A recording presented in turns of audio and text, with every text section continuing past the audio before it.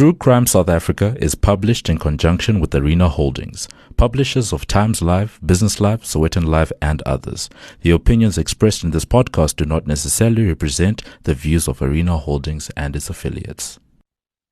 The abandoned school is eerily dark in the early hours of the morning. It's been a long time since the classrooms were filled with the laughter and chatter of children. Now, the spaces are occupied by those who seek out a quiet place to do drugs or drink. A security guard patrols the buildings, but no sooner has he chased away one trespasser when another takes their place. That morning, though, when he sees a young man seemingly sleeping in the corner of one classroom, something seems different. He calls out, and the young man doesn't move. Then he shines his torch in that direction, and the most horrifying of scenes presents itself. This is True Crime South Africa. I'm Nicole Engelbrecht, and you're listening to episode 95, The Murder of Lee Adams.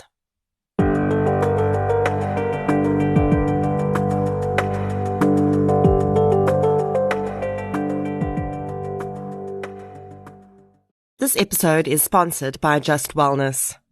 October is Breast Cancer Awareness Month. It's a time when organizations across the world campaign to remind women about the importance of early detection, regular mammograms, and self-checks. For those already fighting cancer, Just Wellness is getting behind Breast Cancer Awareness Month with their unique blend of olive leaf extract and cancer bush. The cancer bush plant contains the amino acid GABA in high quantities, which provides benefits for those living with serious medical conditions. Treatments for cancer like radiation and chemotherapy, while life-saving in many cases, also have a significant negative impact on the body in other ways. And another component of this Just Wellness blend, Sutherlandia, helps to dramatically improve appetite, increase energy levels, and gives an enhanced sense of well-being. Just Wellness is offering a promotion on this product through their website, justwellness.co.za. Buy 2 products and get free delivery. A huge thank you to Just Wellness for sponsoring this episode. Before we get into today's episode, I'd like to thank our new Patreon supporters for the week. A huge thank you goes out to Leslie Cairns, Rishav Yagwanth, Marina Skutsia, Wyvenoff Winter, Michael Fenter, Louise Mackridge, Christelle, Portia Dube, Bradley Carolus, Cindy Reinders, Tracy Cook, Zeph Cheese, Keith Cummings, Jill Murray, Alta, Nicole Sean, Krista Swartz, Chloni Lehoko, and Magpie for your support on Patreon, as well as Gladys Ortone for your support on PayPal. Thank you so much, everyone. Your support really does make a huge difference. If you'd like to support the show on Patreon or PayPal, I'll leave a link in the show notes. I'm back. After what started as a 2-week hiatus for a few book launches and turned into 3 weeks thanks to flu. I'm back in the swing of things podcast-wise, and I have definitely missed all of you.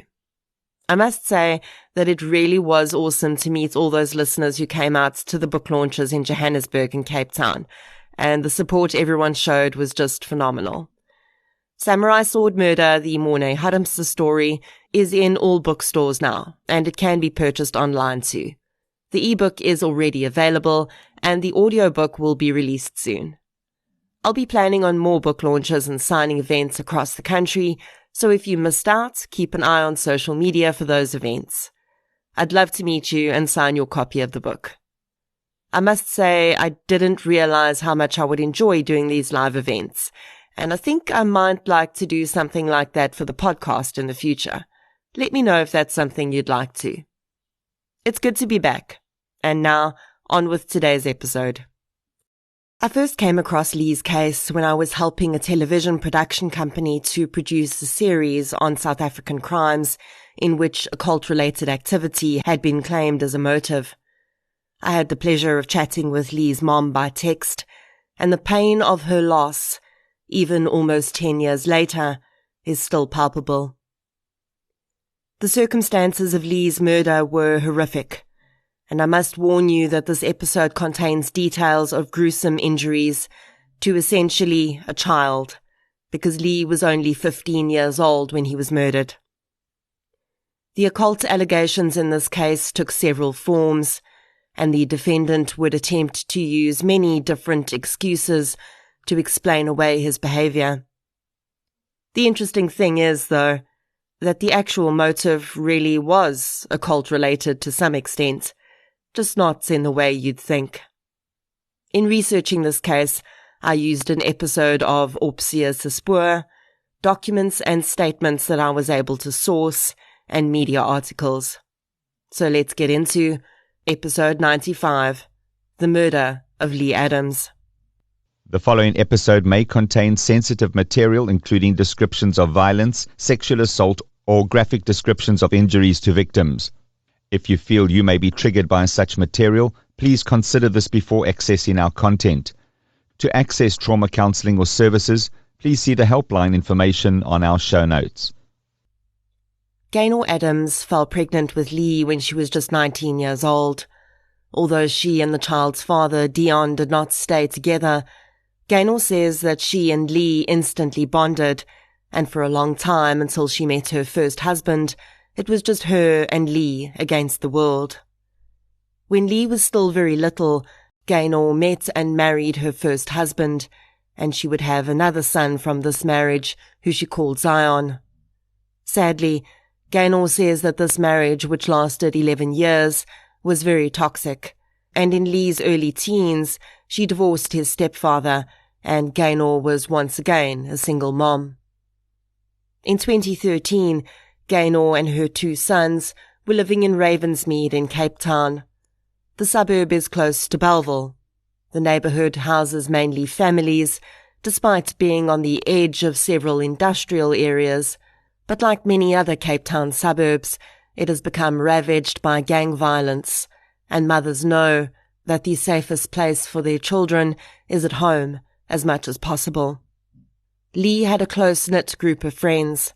Despite having lived with his mom's rocky marriage to his stepdad, he was a well-balanced child and popular with his teachers. If anything, teachers said, Lee only made giving lessons difficult because they were laughing too much at his wise crack jokes and antics. Lee was certainly known as the class clown. By the age of 15, Lee had indulged in far fewer risky behaviors than most teens. For the most part, he enjoyed spending time at home with his mom and younger brother. As many teenagers do, Lee had occasionally smoked marijuana with his friends, and so, on the 17th of October 2013, when his mom asked him to walk to the shops to get bread, and he saw an older boy he knew from the neighborhood on the road, and that boy asked Lee if he'd like to smoke a joint, he agreed. When Lee did not return home that afternoon with the bread, Gaynor immediately became concerned. She called all of Lee's friends, and no one had heard from him. She waited for a few hours, hoping that perhaps he'd just got sidetracked and would reappear. But as the hours crept by, that seemed more and more unlikely. In the early hours of the 18th of October 2013, a security guard was patrolling an abandoned school building in Ravensmead. Florida Primary had been shut down in 2005. At the time, the local government claimed they had plans to turn it into a much-needed community clinic, but the years had gone by and nothing had happened. Soon the building became a hotspot for criminal activity. Drug users would find refuge for their deals and drug-taking there. Homeless people attempted to sneak onto the property to find shelter, and groups of teenagers would use the classrooms as places to drink, where they were less likely to get caught by roaming neighborhood watch or police officers. In the dawn hours of that morning, though, the security guard found the school buildings eerily quiet. He walked from room to room, letting his flashlight illuminate the dark crevices. It was only when he entered one old classroom that he spotted someone lying on the floor. The rooms had all been stripped of everything movable, but in what would have been the front of a classroom, under a big patch of raw concrete on the wall where a blackboard had once been fixed, a young man lay face down. The security guard stood at the door and called out to the boy, telling him he should wake up and get off the property or he was going to call the police. But there was no response and no movement. The guard had learned not to get too close to drug addicts and others he found hiding in these buildings. They could be volatile when cornered, and he'd found himself on the receiving end of their violence before. When the boy didn't respond, though, and continued to lie so completely still, a shiver ran down the man's spine. What if the boy had overdosed on something? Despite his torchlight, the boy's body lay in such a way that shadows masked much of it. Dressed in light grey shorts and a dark grey sweatshirt, the person certainly didn't look homeless. His white sneakers were spotless, despite now being pushed into the dusty, bare concrete floor.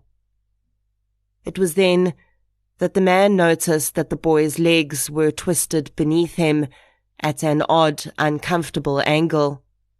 One that certainly couldn't be possible to sleep in for more than a few minutes without your legs going into spasm.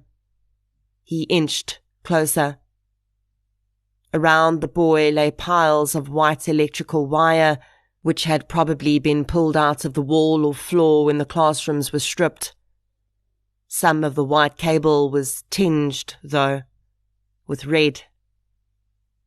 It was only when the security guard got right up to the boy that he could really take in the full horror of what he was seeing. The walls around the boy were not just scarred with graffiti, they were also splattered with blood. And then the guard shone his torch down at the boy. Perhaps, in his worst nightmares, only believing he would see the oxygen-deprived face of a young teenager who'd succumbed to an overdose. But what he saw, or rather did not see, would likely never leave the man's memory. The young man on the floor of the classroom was clearly dead, but where his head should have been, nothing remained. The abandoned school building is just 2 streets and just over 500 meters as the crow flies from Ravensmead police station, and all available officers arrived at the scene within minutes.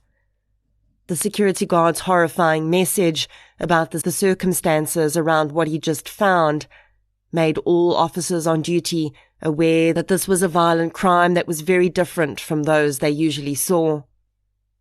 Gang-related murders were not uncommon in the area, nor were overdoses or even deaths as a result of assault. But this scene the security guard was describing was something completely new. When forensics officers and detectives entered the derelict building in which the murder victim's body had been found, it was difficult to know what would be evidence and what wouldn't. The area was littered with discarded bottles, cigarette butts, and really a bit of a forensic nightmare. But the square meter or so that made up the primary scene presented with some very significant evidence. The victim's body, of course, was the first focus. There was no identification on the body and only a pair of earphones poking out of the back pocket. There was a 20 rand note in the front pocket. The huge puddle of blood around the body indicated that this was where the decapitation and likely the murder itself had taken place. The walls around the body were a trove of evidence and told a story of how the perpetrator had stood over the victim, inflicting the horrific injuries, and then, their hands covered in blood, had pressed up against the wall. Had they stumbled? Or had the task they'd undertaken overwhelmed them for a moment and they'd had to rest? Perpetrators who choose to dismember their victims often underestimate how difficult it is to remove parts of the human body. Although the adrenaline rushing through their veins will often help, it's quite common to see incomplete dismemberments or decapitations as the perpetrators simply give up. This offender, though, had clearly finished the job, and although cadaver dogs were brought in to see if the victim's head could be located, after multiple searches of the school premises, nothing was found. A few streets away at the Adams home, Gaynor was seeing messages on the neighborhood WhatsApp group that were very concerning. She'd waited throughout the night, and Lee had still not returned. She'd just been headed out to the police station to report her son missing when she'd seen the messages coming through. Her stomach lurched. It couldn't be. Within hours, though, Gaynor's worst fears would be confirmed. After providing police with a description of what Lee had been wearing when he'd left the home, a dark grey sweatshirt, light grey shorts, white sneakers, the fact that she'd given him a 20 rand note to buy bread, and that he always carried his headphones in his back pocket, police had to tell Gaynor that there was a high chance that the body they'd found was Lee's. It was when she asked to see him so that she could verify this that she was given even more horrifying news. She would not be able to identify her son visually. He had been decapitated. Gaynor would eventually be asked to look at her son's remains in the mortuary. The gaping wound at his neck was covered, but there was no mistaking that the lanky arms and legs, whose memory would be forever imprinted on her heart, belonged to her son. Detectives on Lee's case immediately considered a few possibilities around his murder.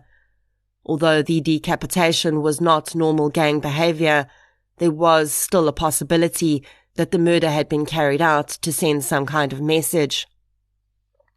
Looking into Lee's background, though, police could find no indication that he'd been involved in gangs in the area. In South Africa, the removal of body parts in murders often prompts the suspicion that some form of occult activity is involved. Now, when I say the word occult, I know your mind immediately goes to Satanism, and that aspect would become an allegation later in this case. But at this point, with Lee's head having been taken from the scene, detectives were looking at an entirely different occult-related possibility. Had Lee been the victim of a Muti murder? You will have heard me mention the concept of Muti murders on the podcast before. It's a relatively rare phenomenon, but it has been recorded on the African continent and even other parts of the world where African communities live. I found a chapter of a book called Serial Offenders by Kevin Borgeson and Kristen Kuhnle. Chapter 8 of that book is written by our very own Dr. Gerard Labuskaghni, and it relates to Muti murders. In this chapter, Dr. Labuskaghni explains that the word Muti simply means medicine, and therefore not all instances of the use of the word involve any criminal aspect. There are a few traditional healers who subscribe to less ethical forms of Muti practice, in which human body parts are believed to have more power than other ingredients like herbs, plants, seawater, and animal body parts. When these human body parts are taken from the victim, it is a requirement that the victim is alive at the time, as it's believed in this way the body part contains the strongest of life essence. Dr. Labuskaghni also goes on to explain that when investigators come across a murder where a body part has been removed, it is vital not to jump to the Muti murder conclusion immediately. Such murders can either be Muti-related, cult murders where a group is involved, serial murders, or a single murder by a particularly sadistic murderer, or where they're attempting to avoid identification of the victim. Dr. Labuskakny also says that when it is determined that the body part may have been removed for some occult-related reason, it's important to distinguish between it having been a Muti murder and a sacrificial murder. In some cult groups, human sacrifices may play a role, and the pathology and route of investigation between this type of murder is very different to a Muti murder. A Muti murder is really more of a business transaction, as terrible as that might sound. The body part in question will be requisitioned by a person practicing unethical Muti, and then a middleman will identify a victim and commit the murder, and then sell the body part back to the person who requested it. Muti murders are not specifically categorized for data purposes in South Africa, and generally fall under the murder category. The last estimation of the number of Muti murders was done in 2002, and indicated that the crime occurred between 15 and 300 times per year, which is a pretty wide bracket. Considering 20,000 people are murdered on average in South Africa per year, that puts the percentage of Muti murders at between 0.007 and 1.5% of all murders. This is, of course, not a huge number. However, if you consider the absolute viciousness and horrendous nature of these crimes, it's very scary. Most victims of Muti murder pass away from the pain, trauma, and blood loss of having body parts removed while they are conscious. With this in mind, when looking at a scene that may be a Muti murder, investigators can look for a few signs that will confirm the suspicion. Usually in Muti murders, the body of the victim is not buried and is left out in the open, because the belief is that the discovery of the body strengthens the medicine made with the body parts.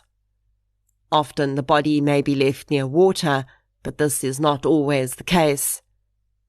Although, as we've said, body parts are supposed to have been removed from the victim while they're alive, in Dr. Labuskakny's chapter on Muti, he mentions that he's seen many cases in which body parts were stolen from bodies at mortuaries, because, let's face it, the person ordering the body parts will actually have no idea whether the middleman has actually carried out the harvesting while the victim is alive. One other very important point in identifying Muti murders is that the goal of the crime is actually not to kill. It's to harvest the body parts or organs. Death usually results from the action of removing the body parts, but there are recorded survivors of Muti body part harvesting. Because murder is not the motive, detectives won't usually see other injuries to the body that aren't related to restraining the victim. So when Lee Adams's body was sent for autopsy, and the forensic pathologist Bronwyn Abrahams found that Lee had not just abrasions on his face, which appeared to be from punches, but also several stab wounds all over his neck and chest. This brought the Muti theory into question. The pathologist would confirm, though, that Lee's cause of death had to have ultimately been the blood loss from the severing of the neck, although he would have been unconscious by that point.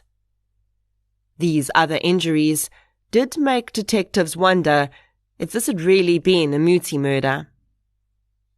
The other occult-related option, that it may have been a sacrificial murder by a cult group, also didn't seem to fit, as usually in those cases, the body will be cleanly presented and displayed, and not essentially dumped, like Lee's was.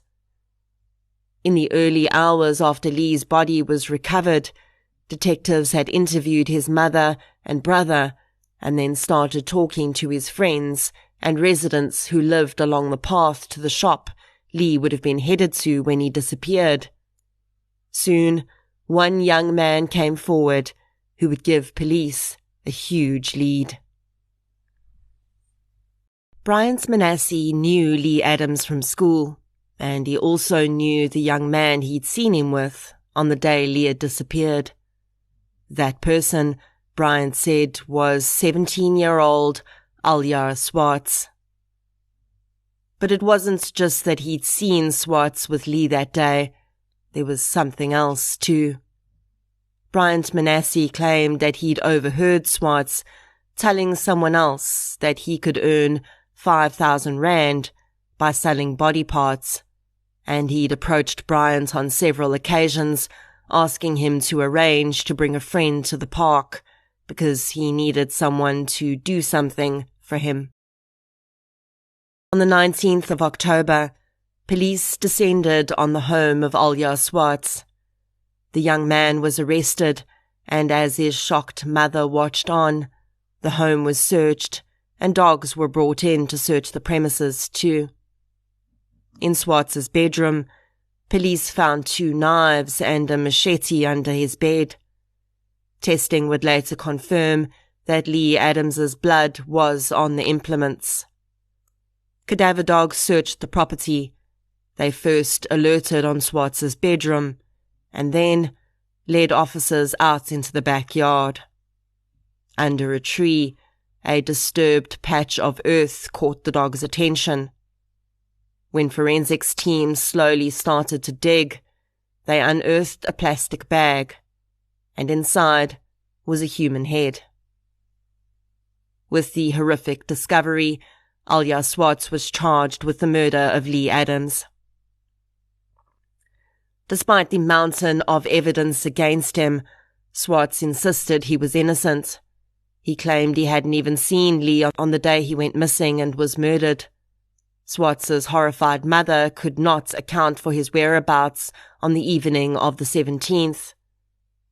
Gaynor was relieved to hear that someone had been arrested in her son's murder, but the question remained, why had this happened?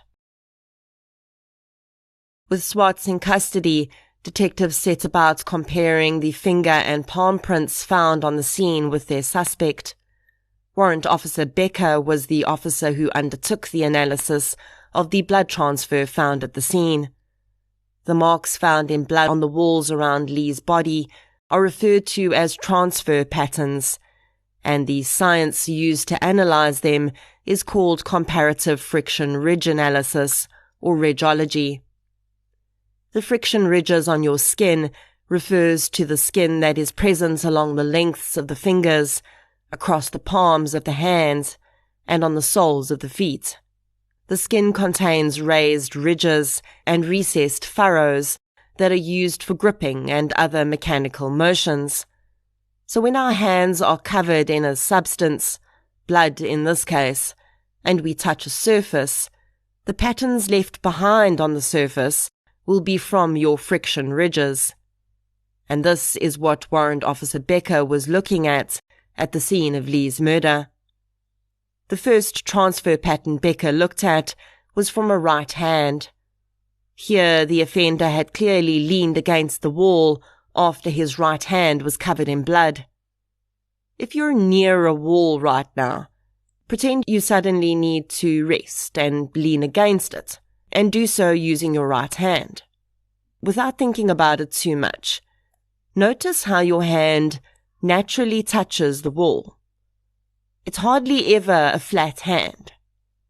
It's always at a bit of an angle, where the right hand of your palm will make contact, and your right index and right middle finger will also make direct contact with the wall. Your thumb almost always stays mobile, as it's used to being the digit that does things and needs to move separately from your other fingers, so it generally doesn't make full contact with the surface. This brief touch, which you'll likely not even notice, leaves behind vital evidence when you're committing a crime. The best of these prints found was the index print, and this was compared to the right index finger on Alya Swartz, which was found to be a perfect match. The amounts of blood that had to have been on the hand of the offender at the time the transfer was made, judging by the transfer pattern and the pooling and streaking of blood on the wall, also meant that the person leaving the mark must have been in direct contact with large amounts of blood. This was not something you would see if someone had, for instance, just touched a person who was bleeding. The hand was drenched in blood before it touched the wall. As the investigation continued, more evidence came to light, and Alya Swartz began to speak hesitantly to police. The community of Ravensmead was abuzz with all sorts of allegations. The horrific crime, perhaps understandably, had created a current of fear. The residents of the area were used to dealing with gangsters and drug dealers, but this was an entirely different situation. What on earth could have brought a 17-year-old boy to decapitate a 15-year-old and take the child's head with him to his home? In these early days, hardly anyone was talking about Muti, but many people were talking about Satanism. These rumors would come from Swartz himself, who, although still denying he'd committed the crime, shared parts of his history with police officers. He told them that when his parents had divorced when he was very young and his father was no longer in his life, he'd felt lost, and he'd found a group of people who he claimed practiced Satanism, and he claimed he'd remained part of that group for many years. Initially, Alya Swartz's identity was kept confidential due to him still being a minor, at least in the press. But everyone in the Ravensmead community knew who the perpetrator was that had been arrested. Among them, there was no anonymity, and Swartz's mother suddenly felt like a pariah in a community she'd lived in her entire life. She'd raised her son there, been married there, divorced there, and struggled along as a single mom. But after her son was arrested, the amount of support dwindled and then completely tapered off. Friends of the woman would later say, though, she'd barely noticed. Her thoughts were continuously split between her son and his fate, and the family of the young man whose life had been ripped away. On the 26th of October 2013, Lee Adams was laid to rest by his grieving family. Family, friends and community members gathered at Ravensmead Civic Centre to bid farewell to the boy they knew as a joker. Those in attendance dressed in black and purple, which was Lee's favourite colour. His cousins struggled through tears to sing a song in memory of Lee. The funeral was a point of conclusion in a week that had been the most horrific this group of people had ever lived through. But it was just one point of conclusion, and all present could have no idea how much longer they would have to wait for another. After police were certain that they'd gathered all evidence they could, charges against Swartz were finalized, but the very nature of the crime meant that he would have to undergo a psychiatric assessment. This process would occupy most of 2014, as first they waited for a bed in the nearest forensic psychiatric ward, then waited out the assessment, and later the results, and for a trial date to be set. Swartz had turned 18 by the time 2015 dawned, and it was determined that he was able to contribute to his own defence, and he was not living with any mental health conditions that would have impacted his actions at the time of the crime. Swartz would later dispute this, although the nature of what he considered his condition would only become apparent when his trial finally started in early 2016. In February 2016, Swartz's trial began in the Western Cape High Court, and the young man entered pleas of not guilty across all the charges he faced. It soon became clear that the prosecution's version was going to be that Alja Swartz had committed premeditated murder on Lee Adams after spending weeks looking for the right victim for what was essentially a financially motivated crime. The prosecution soon began to lead evidence through witnesses that for months before the murder, Swartz had been telling his closest friends that he intended to kill someone in order to sell their body parts to muti dealers. One young man testified that Swartz had told him in the days before Lee's murder that he was getting ready to kill someone and that he would receive 5,000 rand in return for the body parts he supplied. Many of the witnesses who testified to having been told about Swartz's plans also said that while they didn't think he was serious, they were also far too scared of Swartz to do anything about it. Swartz, it seemed, was notorious among the young people of Ravensmead for being completely uncaring. He did not appear to have participated in gang activity, but after the gangsters, his cold and calculated manner made him one of the most feared young men in his neighborhood. Another witness testified to having seen Swartz and Lee together on the day of the murder and said he had overheard Swartz asking Lee if he wanted to smoke a joint with him at the abandoned school. Swartz denied all of this. He claimed that he had not been anywhere near Lee Adams on the day of the murder and he hadn't lured the boy to the school.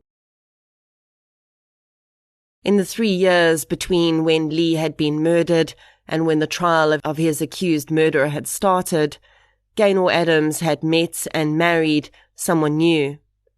David Ross had come into her life when she was living through what was undoubtedly the worst thing any parent could imagine, and she'd fallen in love with the care and empathy he showed toward her. Gaynor was only able to attend the court proceedings on one occasion. The brutal details were just too much for her to bear. David attended more regularly. Despite never having met his late stepson, he bore witness to the devastation his murder had caused in the lives of the family he'd married into. On the 17th of February 2016, Warrant Officer Becker testified to the fingerprint evidence that proved that Alja Swartz had been at the scene of Lee's murder and that his hands had been covered in blood when he'd been there. With Alja himself having tabled allegations of satanic involvement, that aspect was always going to have to be dealt with in the trial, whether or not anyone thought there was any credibility to it. An investigator on the case who'd been trained in psychologically motivated crimes testified before the court that he did not see any evidence of a ritualistic murder at the scene of Lee's killing. 20 days after pleading not guilty, as evidence mounted against him, Alja Swartz took the stand, and to everyone's amazement, admitted that he had indeed committed the murder. He told the court that although his involvement in Satanism had not directly impacted his actions, he claimed that a pastor had recently consulted with him and told him that he was possessed by several demons, and he now believed that this was why he'd committed the murder. He denied having committed the crime knowingly or premeditating it, and said he had no knowledge of any muti dealings. This despite a witness having testified that in the hours after Lee's murder, Swartz had been in contact with several people, telling them he had something to sell and asking them to put him in touch with people who would buy body parts. On the 14th of March 2016, with all evidence from both sides heard, Judge Elise Steyn delivered her decision. She found Alja Swartz guilty of all charges against him. Swartz's defense attorney immediately lodged an appeal for the trial to be declared invalid, and his client to be given the opportunity to undergo an exorcism and then be retried. The judge immediately denied this appeal. She stated that a court of law was no place for claims of possession, and if any mental health issues had not been picked up in the extensive psychiatric assessment, then it was not something the court could take into consideration. With Swartz found guilty, the next phase of the proceedings was to be the presentation of mitigating and aggravating circumstances for sentencing. Swartz's attorney presented his youth and the fact that he'd never been found guilty of a violent crime before in mitigation, and also continued to rely heavily on the possession claims. In a separate motion, he made application to the court to force the Department of Corrections to allow a pastor to conduct an exorcism on Swartz behind bars. The department had refused the request because it involved physical contact and a risk level that was inconsistent with maintaining the security of the correctional facility.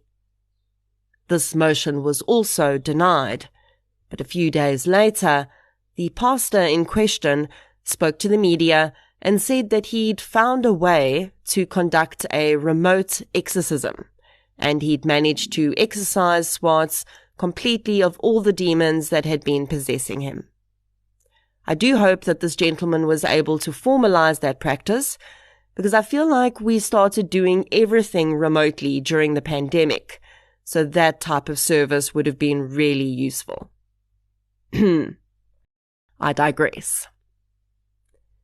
In aggravation of sentence, the prosecution called Professor Sean Kaliski, who'd been part of the assessment team at Falkenberg, who carried out the observation on Swartz.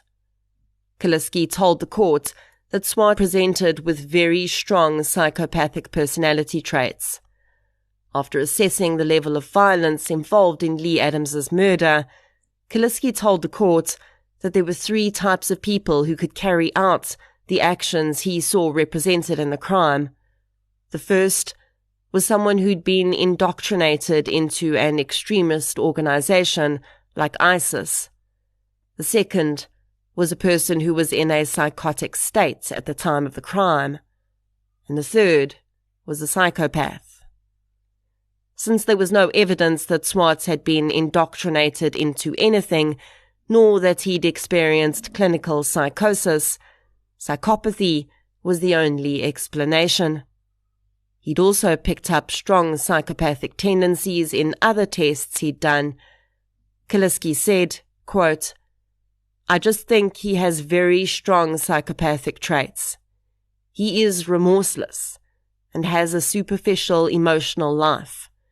He doesn't seem to be close to anybody. No one really matters to him." End quote. Swartz was 19 years old at the time that he was assessed by Kaliski. It is very rare for mental health professionals to put the label of psychopath on a person of that age, because their personalities are still developing, and young people are often naturally quite self-absorbed. Empathy often grows with age and experience, so psychologists and psychiatrists are quite hesitant with personality diagnoses in teens.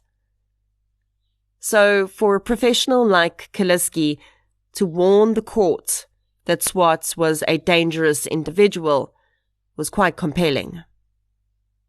At one point, there was talk that Swartz may be declared a dangerous offender, meaning that he would not be subject to normal parole procedures when he became eligible, and instead would have to appear before a judge to be considered for release. Considering the significant threat that Swartz's psychopathy posed to any possible rehabilitation, and how much it increased the possibility of reoffending, this would have been a really good move, in my opinion. But unfortunately, because Swartz was 17 at the time of his offence, the judge had to apply the Child Justice Act in her sentencing, and this barred her from declaring him a dangerous criminal as well. Judge Elise Steyn was not swayed by the claims of possession. But in her sentencing, she had no choice but to take Alya Swartz's youth into account and could not give him more than 25 years in prison as a sentence. As a result, Swartz was handed down an effective 22 years in prison.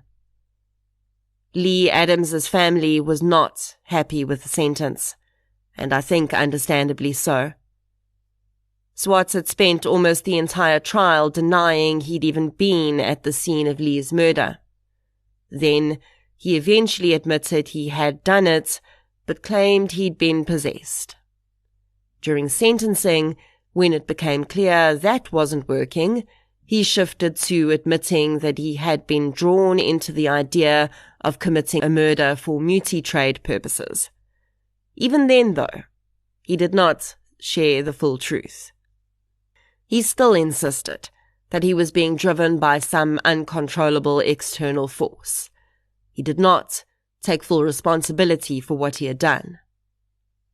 While I understand the importance of the Child Justice Act, and in maybe 7 out of 10 cases, I'm sure it helps to rehabilitate child offenders rather than make them worse, I really do think that there needs to be some leeway for judges when the offender is so close to turning 18. Alya Swartz is very clearly already a dangerous human being.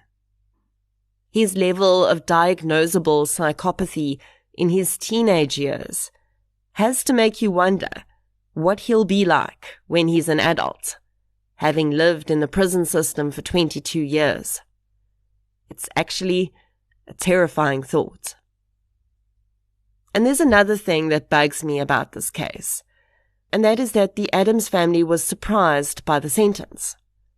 They had openly hoped for a life sentence, but that was never going to be legally possible, and I don't understand why someone didn't tell them that. I see this quite a lot, and while I understand it's not the prosecutor's job to educate victims' families about the justice system, someone needs to do it, because this is just adding additional trauma to already deeply traumatized people. The concept of consecutive and concurrent sentences doesn't ever seem to be explained to families, or how life sentences work, and the fact that there's still a possibility of parole. So they put these cases to bed, thinking they'll never have to look at that person in the eye again. And then, however many years later, they're surprised with a call from the Department of Correctional Services. I can only hope that by the time Swartz is eligible for parole, our parole system will be better equipped to make a clear determination about the level of risk he presents to society. We live in hope. For the Adams family, no amount of time in prison will be enough. But they cannot accept that they will possibly have to relive this again in 11 or 15 years. In the years since Lee's death, Gaynor has tried to stitch together some semblance of a family life. She admits that she was not emotionally available for her younger son for many years, and regrets that he had to deal with everything in isolation. She feels for the first time that she's starting to come out of some sort of fog. She remains happily married to David Ross, and they've recently added a baby girl to their family, who they named Leah, in memory of the older brother she would never meet. When she's requested to, Gaynor contributes to articles and television programs about her son, but on each occasion, she says, it just brings it all back up again, and she struggles for weeks after every event. Now, she focuses on her remaining children, while still trying to come to terms with the fact that she is the mother of a deceased child who was ripped away from her in the most horrendous of ways. Lee Adams was just 15 years old when his life was brought to a brutal and abrupt end. He was the class clown, liked by all of his classmates. His friends said at his funeral how, since his death, there was this clear hole in their environment. They hadn't realized how much of their lives Lee had filled, enriched, and improved with his quick wit and knack for making light of a situation. He'd eased the stress of high school for them on a regular basis and simply made their lives better by just being there. And it was when he was gone, when his laughter, smile, and light spirit were nothing but a memory, that his empty chair started to really hit them. That was when they understood what they'd had and what they lost. As much as people say that they'd been afraid of the person who took Lee's life, they'd said the opposite about Lee himself. He was kind, caring, and would likely have been hurt if anyone had even alluded to being afraid of him. He was the antithesis of the person who killed him. In some way, it kind of makes horrifying sense that someone like this offender would select Lee. Lee was not the kind of person who could ever fathom this sort of betrayal, this level of utter violence and horror. Lee could never imagine wanting to hurt someone in the way he was taken. And so, when someone he knew made him an offer, he took it at face value and trusted him. Because in Lee's innocent and kind mind, monsters didn't exist. Lee Adams, rest gently.